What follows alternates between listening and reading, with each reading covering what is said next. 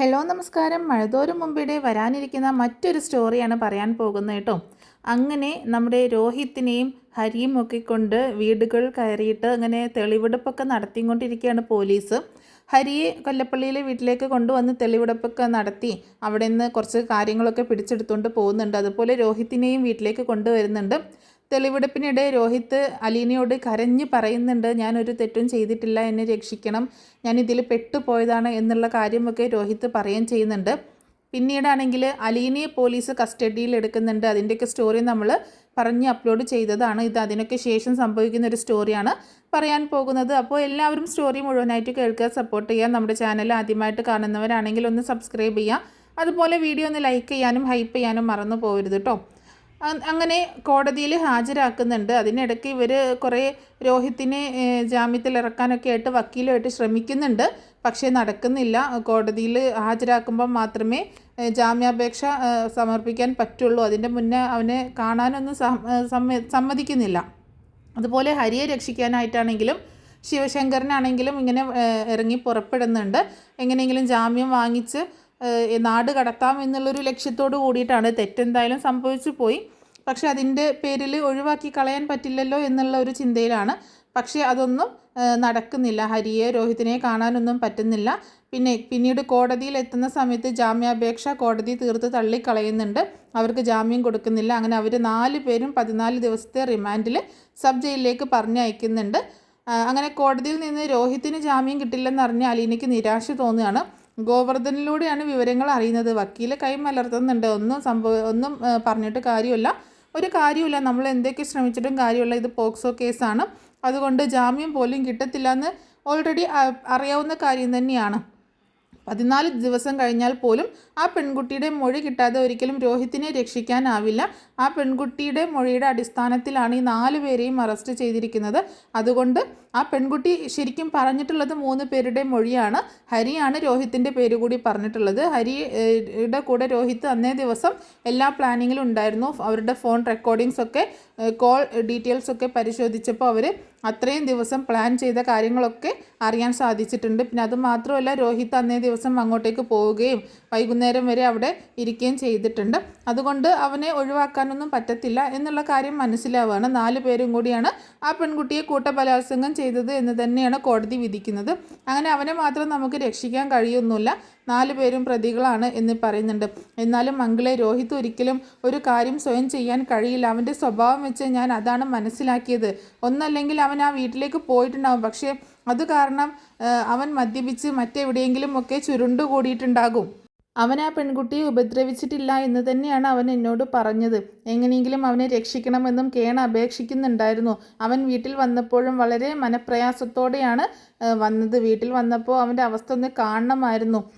ഭയങ്കര വിഷമിച്ചാണ് രോഹിത്തിനെ തെളിവെടുപ്പിന് കൊണ്ടുവന്ന സമയത്തൊക്കെ ആകെ അത്രയും തകർന്ന ഒരു അവസ്ഥയിലായിരുന്നു രോഹിത്. ഇനി ജീവിതം മുന്നോട്ടില്ല എന്ന് അങ്ങനത്തെ ഒരു അവസ്ഥയിലായിരുന്നു. ഇതൊക്കെ ഗോവർദ്ധനോടാണ് അലീന പറയുന്നത്. പക്ഷെ അത് നമുക്കിങ്ങനെയല്ലേ പറയാൻ പറ്റൂ മോളെ, തെളിവുകളില്ല. അവൻ ആ കൂട്ടത്തിൽ ഉണ്ടായിരുന്നുവെന്ന് അവൻ തന്നെ സമ്മതിച്ചു കഴിഞ്ഞു. ഇനിയിപ്പോൾ എന്ത് പറഞ്ഞിട്ട് എന്താ കാര്യം? 14 ദിവസം അത് കഴിഞ്ഞിട്ട് നോക്കാം. എന്തായാലും നല്ലൊരു വക്കീലിനെ ഒന്നുകൂടെ കണ്ടിട്ട് സംസാരിക്കാം. എന്നാലും രോഹിത്തിനെ ഒന്ന് കണ്ട് സംസാരിക്കാൻ കിട്ടിയിരുന്നെങ്കിൽ സത്യാവസ്ഥ മനസ്സിലാക്കാമായിരുന്നു എന്ന് പറയുകയും ചെയ്യുന്നുണ്ട്. അതിന് എങ്ങനെ പറ്റും? രോഹിത്തിനെ കാണാൻ പോലും അവരടുപ്പിക്കുന്നില്ല. അവരുടെ ബന്ധുക്കൾ ആരും അങ്ങോട്ട് വന്നാൽ പോലീസുകാരുടെ ചീത്തവിളികളും രാഷ്ട്രീയക്കാരും എല്ലാവരും കൂടി ഇളകി നിൽക്കുകയാണ്. നമ്മൾ വിചാരിക്കുന്ന പോലെയൊന്നുമല്ല കാര്യങ്ങൾ. പാവപ്പെട്ട ഒരു പെൺകുട്ടിയെ പീഡിപ്പിച്ച കേസിലെ എല്ലാവരും അവളുടെ ഭാഗത്താണ്. 4 ചെറുപ്പക്കാർ ഏത് നിമിഷവും ആരും എന്തും ചെയ്യുന്ന ഒരവസ്ഥയിലാണ്. അവരെ എങ്ങാനും കയ്യിൽ കിട്ടിയിട്ടുണ്ടെങ്കിൽ നാട്ടുകാരും മീഡിയയും എല്ലാവരും കൂടി ആഘോഷമാക്കും, അവരെ തകർത്ത് കളയും, അവരെ നശിപ്പിച്ച് കളയും എന്ന് തന്നെ ഇങ്ങനെ പറഞ്ഞുകൊണ്ടിരിക്കുകയാണ്. ഇതിലിവിടെ എന്തൊക്കെ സംഭവിച്ചില്ല എന്നുള്ള കാര്യങ്ങളൊന്നും നമുക്കറിയാൻ പറ്റത്തില്ല. എന്താണെങ്കിലും 14 ദിവസമാണ് നമ്മുടെ മുന്നിലുള്ളത്. കോടതി വിധി വരുന്നതിന് 14 ദിവസമാണ്. അതിൻ്റെ ഉള്ളിലാണ് നമുക്ക് എന്തെങ്കിലും ചെയ്യാനൊക്കെ പറ്റുള്ളൂ എന്ന് പറയുന്നുണ്ട്. അങ്ങനെ പിന്നീട് അലീന സ്വന്തം നിലയിൽ ഒരു അന്വേഷണം ആരംഭിക്കുന്നുണ്ട്. ജയിലിനുള്ളിൽ രോഹിത് അനുഭവിക്കുന്ന മാനസിക വിഷമങ്ങളൊക്കെ വളരെ വലുതാണ്. ജയിലിലേക്ക് പോയ സമയത്ത് അവിടെയുള്ള തടവുകാർ, ഈ വാർത്തയൊക്കെ എല്ലാവരും അറിഞ്ഞതാണല്ലോ, അവരൊക്കെ ഭയങ്കരമായിട്ട് ഇവരെ ടോർച്ചർ ചെയ്യുന്നുണ്ട്. ഈ 4 പേരെയും ഉപദ്രവിക്കുന്നുണ്ട്. ഇതിൻ്റെ പേരിൽ ഹരിയാണ് അതിൽ കുറേ ചെറുത്ത് നിൽക്കുന്നത്. അതുപോലെ ആ മുടിയൻ ചെറുക്കനും അവനൊക്കെ ഇങ്ങനെ ഒന്ന് എതിർത്തൊക്കെ നിൽക്കുന്നുണ്ടെങ്കിലും പക്ഷെ അവർക്ക് അങ്ങനെ എതിർക്കുന്നതുകൊണ്ട് കൂടുതൽ കിട്ടുന്നുണ്ട്. രോഹിത്തിനും നല്ല തല്ല് കിട്ടുന്നുണ്ട് ജയിലിൽ നിന്ന്. പോലീസുകാരൊന്നും ജയിലിലുള്ള പോലീസുകാരൊന്നും അതിനെ ഒന്നും പറയുന്നില്ല കേട്ടോ. കാരണം ഇവർ ചെയ്ത പ്രവൃത്തി അത്രയും ഒരു ക്രിമിനലായിട്ടുള്ള അത്രയും പൈശാചികമായ ഒരു പ്രവൃത്തി ആയതുകൊണ്ട് തന്നെ ആരും ഒന്നും പറയുന്നില്ല. സഹ തടവുകാരുടെ അടുത്ത് നിന്ന് 4 പേർക്കും കണക്കിന് കിട്ടുകയും ചെയ്യുന്നുണ്ട്. പോലീസുകാർ കൊടുത്തത് പോരാഞ്ഞിട്ട് അവിടെ നിന്നും കിട്ടുന്നുണ്ട്. രോഹിത്താണെങ്കിൽ ഓരോ നിമിഷവും തൻ്റെ നിരപരാധിത്വം ഓർത്ത് കരയാണ്. താൻ ഇതിൽ വന്ന് പെട്ടുപോയല്ലോ എന്നോർത്തിട്ട്. ഹരി തന്നെ പെടുത്തിയതാണ് എന്നുള്ള കാര്യം അപ്പോഴാണ് അവന് മനസ്സിലാവുന്നുണ്ട്. അലീന പറഞ്ഞ കാര്യങ്ങളൊക്കെ ഓർത്ത്, അലീന ഒരുപാട് ഉപദേശങ്ങളൊക്കെ കൊടുത്തിട്ടുണ്ടായിരുന്നു. അതൊക്കെ ഓർത്ത് ആകെ നെഞ്ചു പൊട്ടി കരയുന്നുണ്ട് രോഹിത്ത്. അപ്പോൾ ബാക്കിയൊന്നും രോഹിത്ത് കൂടുതലും ആലോചിക്കുന്നില്ല. കാരണം അലീന കുറേ കാര്യങ്ങൾ ഹരിയുമായിട്ട് കൂട്ടുകൂടാൻ തുടങ്ങിയ സമയത്ത് പറഞ്ഞ് കൊടുത്തിട്ടുണ്ടായിരുന്നു. ആ അവസാന നിമിഷത്തിൽ പോലും പറഞ്ഞിട്ടുണ്ടായിരുന്നു. അതൊക്കെ അങ്ങനെ ഓർത്ത് ഇങ്ങനെ കരയുന്നുണ്ട്. അച്ഛൻ്റെ മുഖത്ത് നോക്കാൻ അവന് പറ്റുന്നില്ല. അച്ഛനെ പറ്റിയൊക്കെ ഓർക്കുമ്പോൾ തന്നെ സങ്കടമാണ്. അമ്മയെക്കുറിച്ച് ഓർക്കുമ്പോഴും സങ്കടമാണ്. ഗോവർദ്ധൻ വക്കീലുമായിട്ട് സംസാരിച്ചെങ്കിലും വലിയ പ്രതീക്ഷയൊന്നും ആരും നൽകുന്നില്ല. മോൾ ഇതിൽ നിന്ന് പിന്മാറുന്നതാണ് നല്ലത്, കാരണം ഇത് വലിയൊരു കേസാണ് എന്ന് പലരും ഉപദേശിക്കുന്നുണ്ട് അലീനയെ. പക്ഷേ അലീനയ്ക്ക് രോഹിത്തിനെ രക്ഷിച്ചേ പറ്റൂ. അതുകൊണ്ട് അലീന പിന്നോട്ട് പോകാൻ തീരുമാനിച്ചിട്ടില്ല. അലീന പിന്നീട് ആ പെൺകുട്ടിയുടെ മൊഴികളിലെ വൈരുദ്ധ്യങ്ങളൊക്കെ കണ്ടെത്താൻ ശ്രമിക്കുന്നുണ്ട്. അതായത് രോഹിത്ത് മദ്യപിച്ചിരുന്നെങ്കിലും ആ കൃത്യം ചെയ്യാൻ അവന് കഴിയില്ലെന്ന് അവൾ ഉറപ്പിച്ച് പറയുന്നുണ്ട്. അന്ന് ആ പകൽ എന്താണ് നടന്നത് എന്നുള്ളത് ഇങ്ങനെ ആലോചിക്കുകയാണ്. ശരിക്കും എന്തായിരിക്കും അവിടെ നടന്നത്? മറ്റു 3 പേരും ചേർന്ന് രോഹിത്തിനെ കരുവാക്കിയതാണോ എന്നതായിരുന്നു അലീനയുടെ സംശയം. ഇതിനിടയിൽ രോഹിത്തിൻ്റെ അമ്മയുടെ സങ്കടവും കുടുംബത്തിൻ്റെ അവസ്ഥയും വോയിസ് ഓവറിൽ വിസ്തരിച്ച് പറയുന്നുണ്ട്. നാട്ടുകാരുടെ പരിഹാസവും മാധ്യമങ്ങളുടെ ഇടപെടലും കാര്യങ്ങൾ കൂടുതൽ സങ്കീർണമാക്കുകയാണ്. അതായത് രോഹിത്തിൻ്റെ അമ്മ ഇങ്ങനെ ഹോസ്പിറ്റലിൽ ഇങ്ങനെ ആക്സിഡൻ്റ് ആയി കിടക്കുകയാണ്, അതുപോലെ അച്ഛനിങ്ങനെ ഹോസ്പിറ്റലിലാണ് എന്നുള്ള കാര്യങ്ങളൊക്കെ ന്യൂസിൽ എല്ലാ കാര്യങ്ങളും പറയുന്നുണ്ട്. പക്ഷേ ഈ ന്യൂസിൽ ഇങ്ങനത്തെ കാര്യങ്ങളൊക്കെ വരുമ്പോൾ നാട്ടുകാരും മറ്റുള്ളവരൊക്കെ പരിഹസിക്കുകയാണ്. കാരണം അവർക്ക് അതല്ല, അതിലപ്പുറം വരാനിരിക്കുന്നതേ ഉള്ളൂ. ഇങ്ങനെയൊരു മകനെ പ്രസവിച്ചതിന്, ഇങ്ങനെയൊരു മകനെ ജനിപ്പിച്ചതിന് അവർ ഇതിൽ കൂടുതൽ അനുഭവിക്കണം എന്നുള്ള കാര്യങ്ങളൊക്കെയാണ് വാർത്തകളായിട്ട് വന്നുകൊണ്ടിരിക്കുന്നത്. ഒരാൾ പോലും ഈ 4 ചെറുപ്പക്കാരും മാത്രമല്ല അവരുടെ കുടുംബത്തെ പോലും സപ്പോർട്ട് ചെയ്യുന്നില്ല. ശരിക്കും പറഞ്ഞാൽ ഇവർ തെറ്റ് ചെയ്തതിന് കൂടുതലും ശിക്ഷ അനുഭവിച്ചു കൊണ്ടിരിക്കുന്നത് വീട്ടുകാരാണ്. അലീന പിന്നീട് ശരണ്യെ കണ്ടെത്തുന്നുണ്ട് കേട്ടോ. ശരണ്യെ കാണാനായിട്ട് പോകുന്നൊക്കെയുണ്ട്. ശരണ്യെ സ്വാധീനിക്കാൻ പലരും ശ്രമിക്കുന്നുണ്ടെങ്കിലും അതൊന്നും നടക്കുന്നില്ല കേട്ടോ. അപ്പോൾ ഒരുപാട് പേര്, നമ്മുടെ ശിവനൊക്കെ ആണെങ്കിൽ തന്നെ ശരണ്യെ ഒന്ന് കണ്ട് കുറച്ച് പണമൊക്കെ കൊടുത്ത് എങ്ങനെയെങ്കിലും ഒതുക്കി തീർക്കാമെന്ന് നോക്കുന്നുണ്ട്. അതുപോലെ രോഹിത്തിൻ്റെ ഒരു കൂട്ടുകാരനും അതുപോലെ കുറച്ച് ഉന്നത പിടിപാടുള്ള ഒരാളാണ്. അവരൊക്കെ പണം കൊടുത്ത് ഒതുക്കി തീർക്കാൻ നോക്കുന്നുണ്ടെങ്കിലും പക്ഷെ ഇതൊന്നും നടക്കുന്നില്ല. അപ്പോൾ അങ്ങനെ ഇരിക്കുന്ന സമയത്താണ് ശരണ്യെ അന്വേഷിച്ചിട്ട് ശരണ്യയുടെ വീടൊക്കെ കണ്ടെത്തിയിട്ട് അലീന അങ്ങോട്ടേക്ക് ചെല്ലുന്നത്. അപ്പോൾ അലീന അങ്ങോട്ടേക്ക് ചെല്ലുന്ന സമയത്ത് ആരാണ് എന്നൊന്നും അറിയത്തില്ലല്ലോ. അപ്പോൾ അലീന പറയുന്നുണ്ട്, ഞാൻ കടപ്പാട്ടൂരിൽ നിന്ന് വരികയാണ് എന്നുള്ള, എവിടെ നിന്നാണ് വരുന്നത്, ആരാണ് എന്നുള്ള കാര്യം അലീന ആ കുട്ടിയോട് പറയാണ്. എനിക്ക് ശരണ്യെ ഒന്ന് കാണണം എന്ന് പറഞ്ഞിട്ടാണ് ശരണ്യയുടെ അടുത്തേക്ക് അലീന ചെല്ലുന്നത്. അപ്പോൾ അങ്ങോട്ടേക്ക് ചെല്ലുന്ന സമയത്ത് അലീന ശരണ്യയോട് പറയുന്നുണ്ട്, ഞാൻ രോഹിത്തിൻ്റെ ചേച്ചിയാണ് എന്നിങ്ങനെ പറയുമ്പോൾ ശരണ്യ പെട്ടെന്ന് കരഞ്ഞു പോവാണ്. അമ്മയെ എന്ന് വിളിച്ച് പറഞ്ഞ് കരയാണ്. അങ്ങനെ കരയുന്ന സമയത്ത് അവളുടെ അമ്മയും ഏട്ടനും ഒക്കെ ഓടി വരുന്നുണ്ട്. അപ്പോൾ എന്ത് പറ്റി മോളെ? ഇതേ ഇവർ അവൻ്റെ ചേച്ചിയാണെന്നാണ് പറയുന്നത്. എനിക്ക് കാണണ്ട, എനിക്ക് ആരെയും കാണണ്ട എന്ന് പറഞ്ഞുകൊണ്ട് ഇങ്ങനെ നിലവിളിച്ചുകൊണ്ടിരിക്കുകയാണ്. ആരാടി നീ, നിനക്ക് എന്താ വേണ്ടതെന്ന് ചോദിച്ചുകൊണ്ട് അവളുടെ ചേട്ടൻ അങ്ങോട്ടേക്ക് വരുന്നുണ്ട്. ആ സമയത്ത് അലീന പറയുന്നുണ്ട്, എനിക്ക് ഞാനൊന്ന് കാണാനായിട്ട് വന്നതാണ്, ഒന്ന് സംസാരിക്കണം, അല്ലാതെ എനിക്ക് വേറെ ഒന്നും വേണ്ട എന്നൊക്കെ പറയുന്നുണ്ട്. ഇപ്പോൾ ഇറങ്ങിക്കോണം ഇവിടുന്ന്, നീ എന്തിനു വന്നാടി ഇങ്ങോട്ട്, നീ സ്വാധീനിക്കാൻ വന്നതാണല്ലേ എന്നൊക്കെ പറഞ്ഞ് അവളിങ്ങനെ ഒരുപാട് ഹരാസ് ചെയ്യുന്നുണ്ട്. അങ്ങനെ വീട്ടിൽ നിന്ന് പിടിച്ച് പുറത്താക്കണം. അപ്പോഴേക്ക് നാട്ടുകാർ ഓടിക്കൂടുന്നുണ്ട് കേട്ടോ. എടാ വന്നേടാ, ഇത് അവളുടെ ആ ചെറുക്കൻ്റെ ചേച്ചിയാണെന്നാണ് പറയുന്നത്, എൻ്റെ കുഞ്ഞിനെ ഉപദ്രവിച്ച അവൻ്റെ ചേച്ചിയാണെന്നാണ് പറയുന്നത്.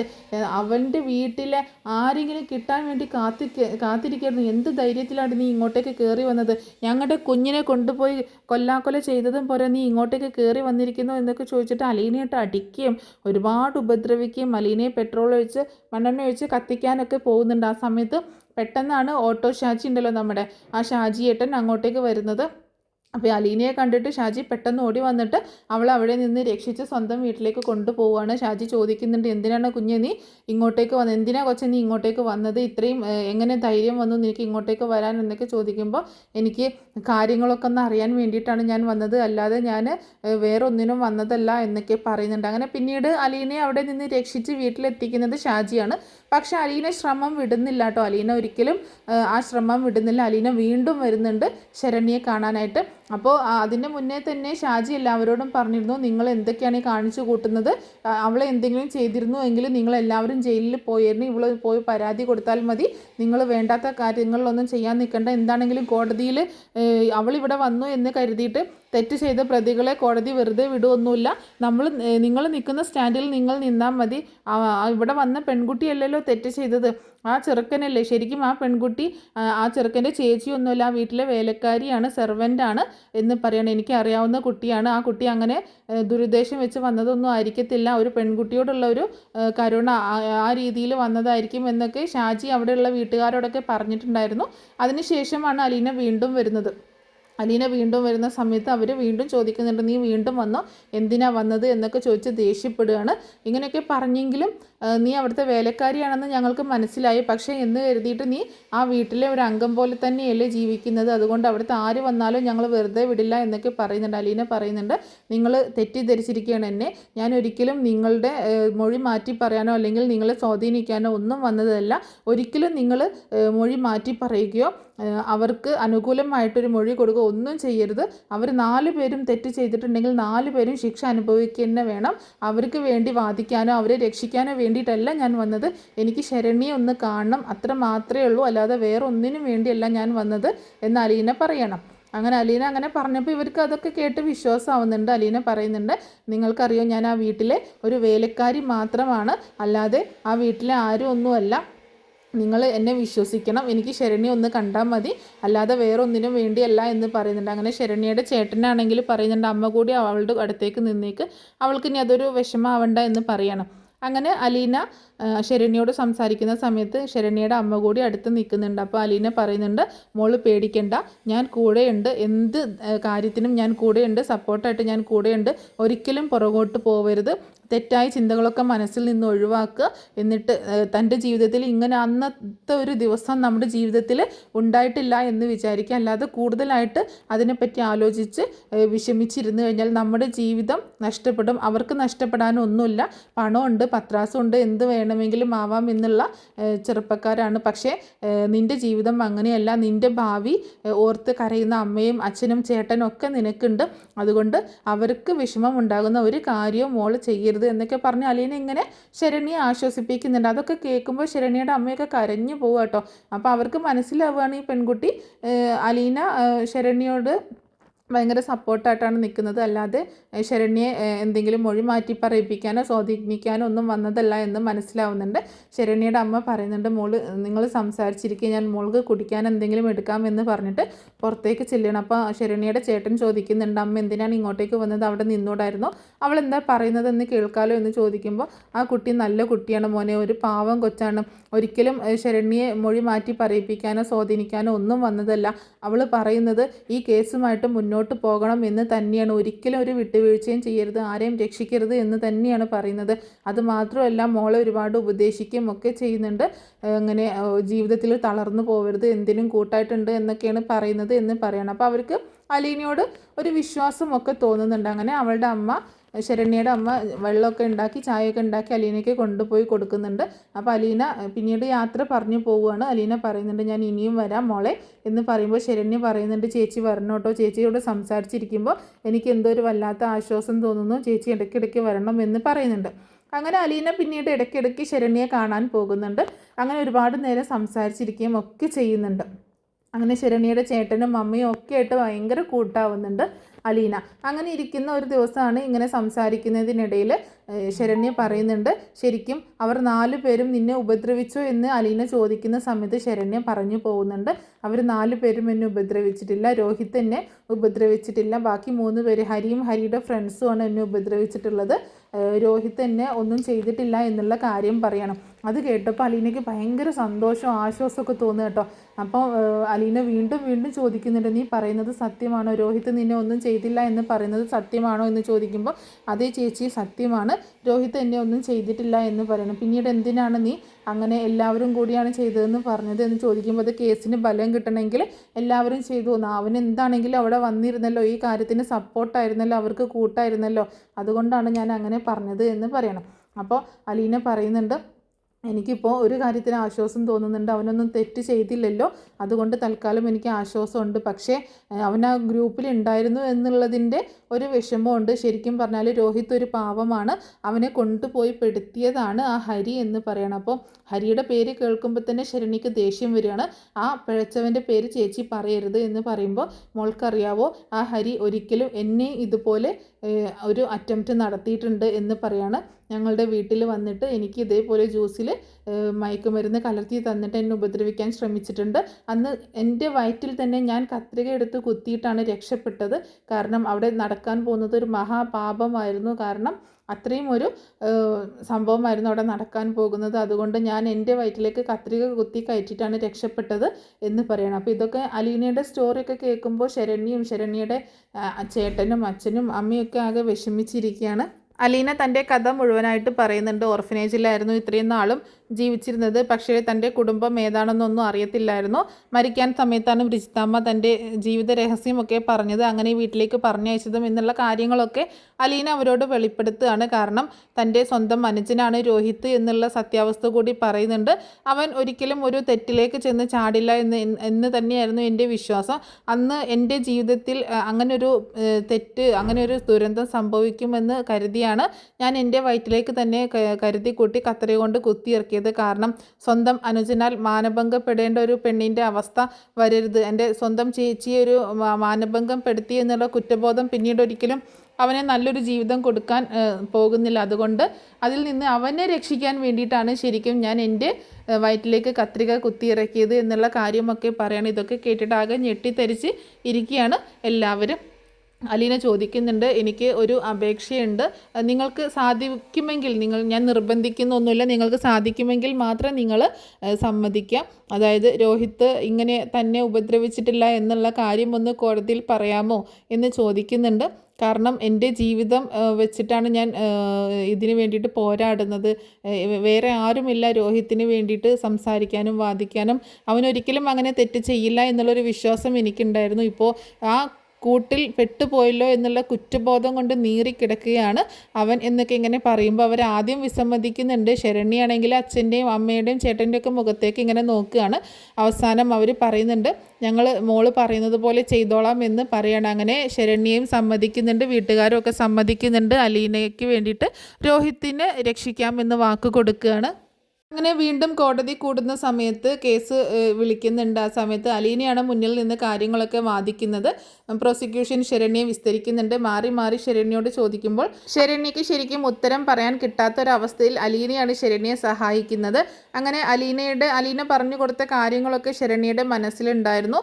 അതൊക്കെ ശരണ്യ ഇങ്ങനെ പറയുന്നുണ്ട്. അന്ന് സംഭവിച്ച കാര്യങ്ങളൊക്കെ ഓരോന്നായിട്ട് ശരണ്യ വെളിപ്പെടുത്തുന്നുണ്ട്. രോഹിത് അവിടെ ഉണ്ടായിരുന്നു എന്നുള്ള കാര്യം ശരണ്യ പറയാണ്. ഞാൻ പോരുമ്പോഴും രോഹിത് അവിടെ ആകെ അബോധാവസ്ഥയിൽ കിടക്കുകയായിരുന്നു. പക്ഷേ അവൻ എന്നെ ഒന്ന് തൊടുക പോലും ചെയ്തിട്ടില്ല. അവൻ എനിക്ക് 5000 രൂപയും മോതിരവും ഒക്കെ അവൻ്റെ കയ്യിൽ നിന്ന് ഹരി തട്ടിപ്പറിച്ചെടുക്കുന്നത് പോലെ വാങ്ങിച്ചു തരികയാണ് ചെയ്തിട്ടുണ്ടായിരുന്നത് എന്ന് പറയണം.